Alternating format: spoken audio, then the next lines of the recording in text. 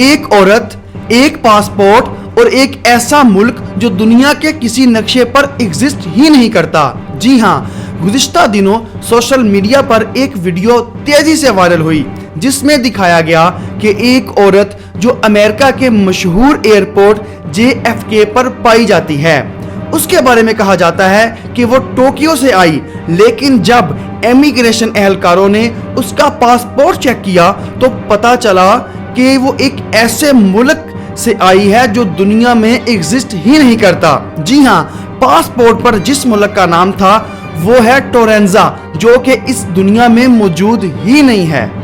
آج ہم آپ کو بتائیں گے کہ اس ویڈیو کی حقیقت کیا ہے، کیا یہ ویڈیو ریئل ہے یا معاملہ کچھ اور ہے۔ جب تحقیق شروع ہوئی تو پتا چلا کہ امریکہ کے کسی بھی ایئرپورٹ پر ایسا کوئی واقعہ رپورٹ ہی نہیں ہوا، حتیٰ کہ کسی بھی نیوز ایجنسی پر ایسی کوئی خبر نہیں چلائی گئی جو اس خاتون کے ریلیٹڈ ہو۔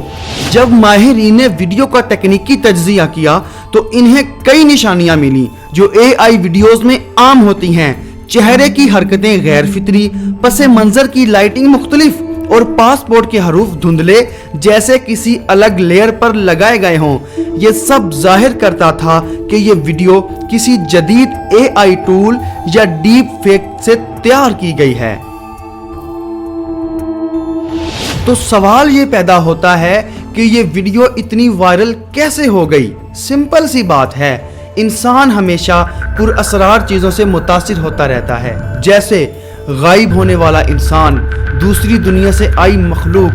یہی وجہ ہے کہ سوشل میڈیا ایسی چیزوں کو بڑھا چڑھا کر پیش کرتا ہے۔ ہر social media platform YouTube پر اسے الگ انداز اور الگ کہانی کے طور پر پیش کیا جاتا ہے۔ یہی وجہ ہے کہ ایک جھوٹ، ایک افسانہ حقیقت بن جاتا ہے۔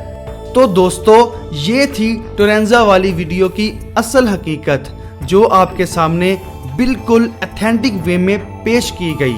ایک جھوٹ کیسے سچ کی طرح لوگوں کے سامنے پیش کیا گیا۔ لیکن سوال ابھی باقی ہے، یہ کہانی آخر کہاں سے آئی؟ کس پرانے افسانے سے اس کی جڑیں ملتی ہیں؟ یہ جاننے کے لیے دیکھنا مت بھولیے گا ہماری اگلی ویڈیو، دا مسٹری بیہائنڈ ٹورنزا، صرف زوبی ایکسپلور پر۔